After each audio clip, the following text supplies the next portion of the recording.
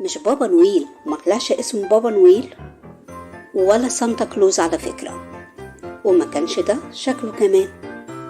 كان اسمه القديس نيكولاوس، كان أسقف بكنيسة ميرا بتركيا. القديس نيكولاوس كان غني جدا، أهله سابوله فلوس كتير قوي، فقرر إنه يعمل أعمال كلها خير ويساعد المحتاجين في السر. في مرة كان في راجل فقير عايز يجوز بناته التلاتة، بس ما كانش معاه فلوس علشان يعمل كده. فالقديس نيكولاوس عرف بالموضوع، فقرر إنه يساعده بطريقته. راح عند بيت الراجل ده بالليل ورماله فلوس من الشباك من غير ما الراجل يشوفه. الراجل صحي تاني يوم الصبح لقى الفلوس عنده في البيت، وهو ميعرفش الفلوس دي جاتله منين. بس بالفلوس دي قدر إن هو يجوز بنته الأولانية.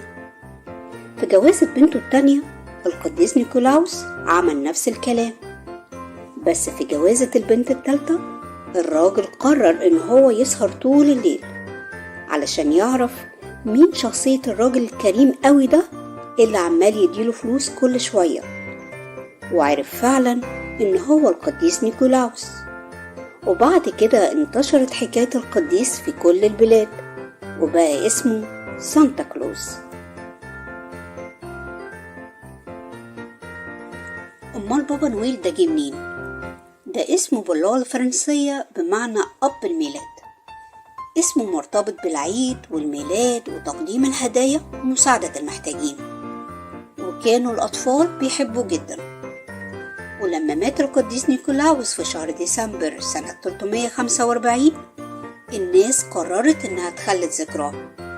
علشان كده لازم نعرف إن الصورة الحديثة للقديس نيكولاوس أو سانتا كلوز رسمها الرسام الأمريكي توماس نيست في جريدة هاربرس، وده كان في سنة 1881.